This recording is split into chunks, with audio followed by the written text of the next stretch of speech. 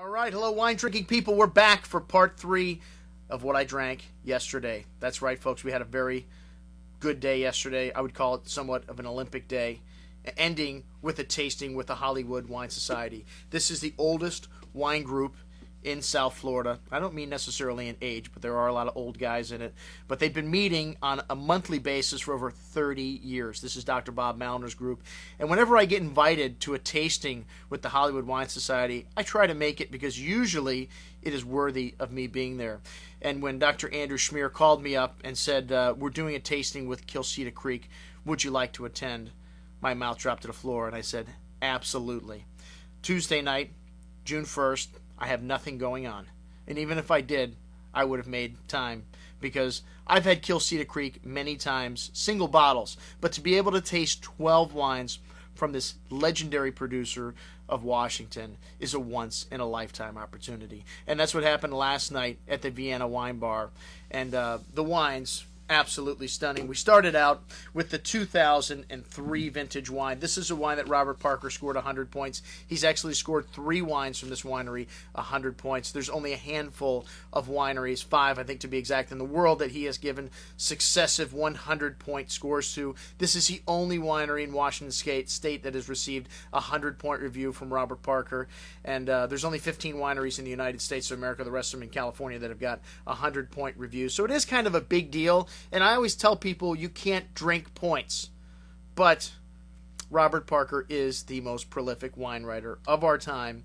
And if he gives a wine a perfect score, this immediately creates a huge demand for this product.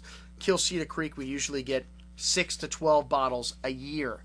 And for a market like South Florida, usually this wine sells out immediately. I can't believe we still have some 06. Oh, I'm sorry. We sold the 2 bottles that we have in the store last night.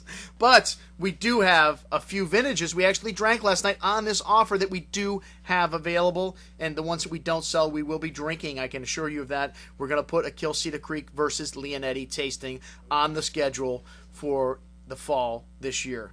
I was so impressed with the wines last night. The 2003, absolutely riveting.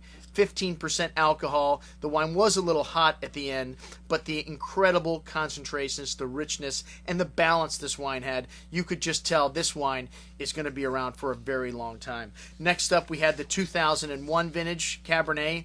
2001, another blockbuster. Maybe not showing quite as much sweetness and richness of fruit, but still a big, powerful wine. A wine that is going to need quite a bit of time in your cellar. And then on to the 1999 vintage wines. We had both the 1999 Cabernet and the Merlot. And the Cabernet does have bits and pieces of Merlot and Cabernet Franc in it. It changes every vintage. Today, the estate wine is up to about 3,500 to 4,000 cases, which is quite a bit of wine to make at this quality level. And still very, very hard to get, even though that's a fair amount of wine.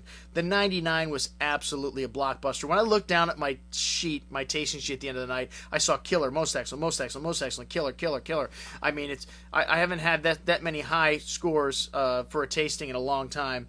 These wines definitely earn their reputation that they have as being the best winery in Washington State. Both the 99 is excellent. The Merlot, a little sweeter with the fruit, and then maybe not quite as tannic, but I guarantee you, if you saw these wines in a blind tasting, 9 out of 10 people would guess they're Cabernet Sauvignons.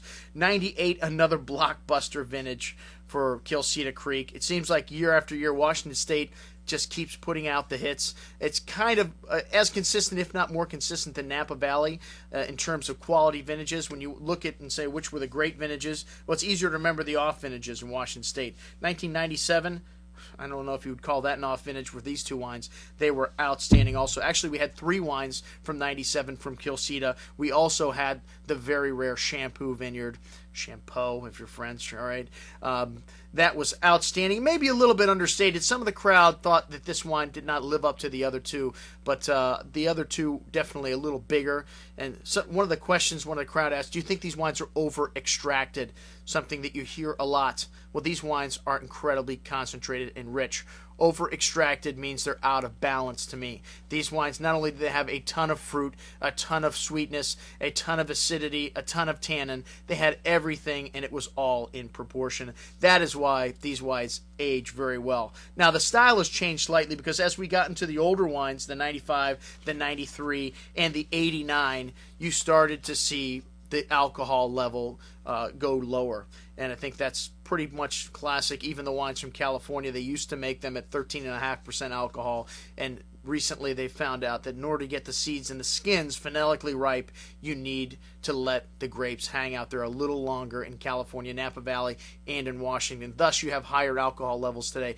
But as long as there's more of everything else, the wines, to me, will still age. And these older wines were very nice. A lot of the crowd really dug the older ones because you started to see those tannins soften up and subside. The wine still had great freshness, and they all had this black earth, kind of black spice, a little tar note to them that was typical in every wine on the table. And that's the reason why I don't miss tastings like this, because it's rare that you'll get an opportunity to get a snapshot of what a wine like Quilceda Creek is about, to be able to taste so many wines in one night.